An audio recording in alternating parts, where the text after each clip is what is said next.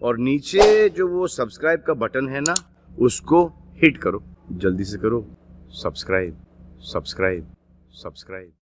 عمومی طور پہ رشتہ داریوں کے اندر بعض رشتہ دار بہت تلخیاں دیتے ہیں، زندگی کے اندر زہر بھر دیتے ہیں، لیکن اگر کبھی وہ مجبور ہوں تو ان کی اعانت کریں، اور ان کا رویہ کچھ بھی ہو، زہرناک ہی ہو، لیکن آپ کا رویہ خوبصورت ہونا چاہیے۔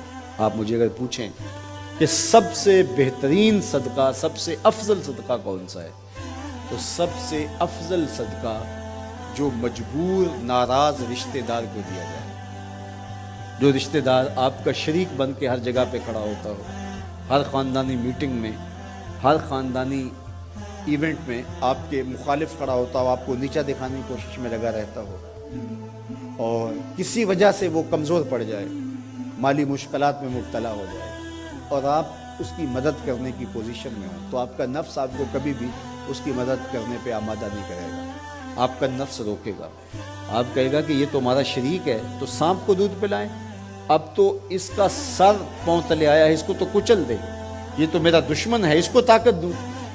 نفس کبھی بھی نہیں چاہے گا کہ اپنے شریک دشمن کی مدد کی جائے، لیکن سب سے افضل صدقہ وہی ہے جو ناراض رشتہ دار کو دیا جائے، اس لیے کہ اس میں نفس شامل نہیں ہوگا، اور جس عمل میں آپ کا نفس شامل نہیں ہوتا اس عمل سے تمہارا رب راضی ہوتا ہے۔ تو رشتہ داروں کے ساتھ سلوک اچھا کرنا، رشتہ داروں کے ساتھ رویہ خوبصورت کرنا، یہ تمہاری زندگی کا اسلوب۔ مجھے بتائیے اہل مکہ نے، حضور کے رشتہ داروں نے حضور کے ساتھ کیا سلوک نہیں کیا تھا؟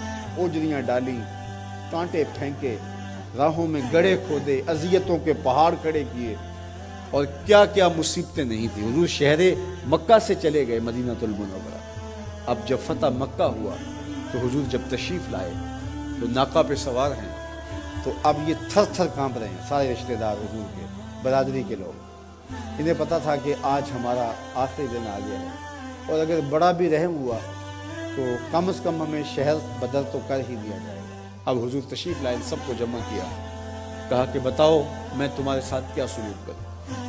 تو انہوں نے کہا کہ آپ کریم باپ کے کریم بیٹے ہیں، ہمیں آپ سے اچھے سلوک کی توقع ہے، اور ان کو توقع یہ تھی کہ ہمیں قتل نہ کیا جائے، شہر سے نکال دیا جائے۔ تو آقا کریم نے فرمایا اذهبوا انتم الطلقاء، جاؤ چلے جاؤ، میں تمہیں معاف کرتا ہوں۔ اور آج تم سے وہی کہتا ہوں جو حضرت یوسف علیہ السلام نے اپنے بھائیوں سے کہا تھا، لا تثریب علیکم اليوم، جاؤ چلے جاؤ، تم سارے آزاد ہو۔ اور حضور نے سب کو معاف کر دیا۔ معاشرے کے کمزور لوگوں کی حضور علیہ السلام مدد کرتے، ان کا بوجھ حضور اٹھا لیتے۔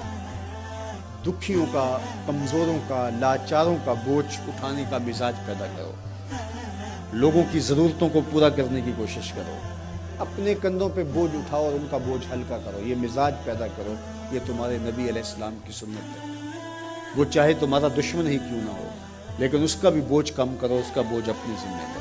جس کا کوئی کمانے والا نہیں، معذور ہے، اپاہج ہے، لاچار ہے، زیادہ بچوں کا بوجھ ہے، اور ذرائع آمدن تھوڑے ہیں، تو آپ کثیر العیال لوگ ہیں جن کا کوئی مددگار نہیں ہے، آپ ان کی مدد کرتے ہیں، ان کے کام آتے ہیں، آپ ان کے لیے کمائی کرتے ہیں۔ یہ بات ذہن میں رکھیے، کمائی کرتے ہوئے 3 نیتوں کا استحضار رہنا چاہیے، 3 نیتیں آپ کے ساتھ جڑی رہنی چاہیے، تو آپ کا کاروبار، آپ کا رزق کمانا بابرکت ہوگا۔ اگر چوتھی چیز جڑ گئی تو آپ کے کاروبار میں، آپ کے رزق میں پیچیدگی آنا شروع ہو جائیں گی۔ سب سے پہلی نیت آپ کے ساتھ یہ جڑی ہو، عموماً ہم سب کے ساتھ یہ نیت جڑی ہوتی ہے، اور وہ یہ کہ ہم اپنی ضروریات کو خود پورا کریں اور سوال کی ذلت سے بچیں۔ دوسرا مقصد، جو میرے زیر کفالت لوگ ہیں، وہ بچے ہیں، بیوی ہے، بوڑھے والدین ہیں، وہ چھوٹے بہن بھائی ہیں، یا جو لوگ بھی میرے زیر کفالت ہیں، ان کی ضروریات کو میں نے پورا کرنا ہے، اور اس کے لیے میں یہ رزق کما رہا ہوں۔ تیسرا مقصد ہمارے ساتھ جڑا ہونا چاہیے، اور جب بھی ہم کمائی کر رہے ہیں تو ہمارے ذہن میں یہ بات ہو کہ معاشرے کے وہ لوگ، وہ میری گلی میں ہیں، میرے رشتہ داروں میں ہیں، میرے محلے میں ہیں، یا کہیں اور ہیں، جن کا کوئی کمانے والا نہیں ہے اور مجبور ہیں، میں ان کی مدد کروں گا۔ اللہ مجھے اس کاروبار سے، اس وسیلہ رزق سے اتنا عطا کر دے کہ میں اپنے بچوں کی کفالت بھی کروں گا، اپنی ضرورت بھی پوری کروں گا، اپنے والدین کی خدمت بھی کروں گا اور معاشرے کے ان کمزور لوگوں کی مدد بھی کروں گا۔ وہ کام جن کے ذرائع نہیں ہوتے آمدن کے بلکہ اخراجات ہوتے ہیں، میں ان کاموں میں لگوں گا۔ مدارس دینیہ ہیں، مساجد ہیں اور دیگر ایسے کام ہیں، میں یہ خدمت کروں گا، اس لیے میں کما رہا ہوں۔ تو یہ رزق بابرکت ہوگا اور آپ بیٹھے اپنے دفتر کی کرسی پہ ہوں گے، تمہارا رب تمہارے نامہ اعمال میں ثواب لکھا رہا ہوگا، فرشتے نیکیاں لکھ رہے ہوں گے۔ تو یہ سراسر دین ہے، یہ سراسر اچھائی ہے، نیکی ہے، عبادت ہے۔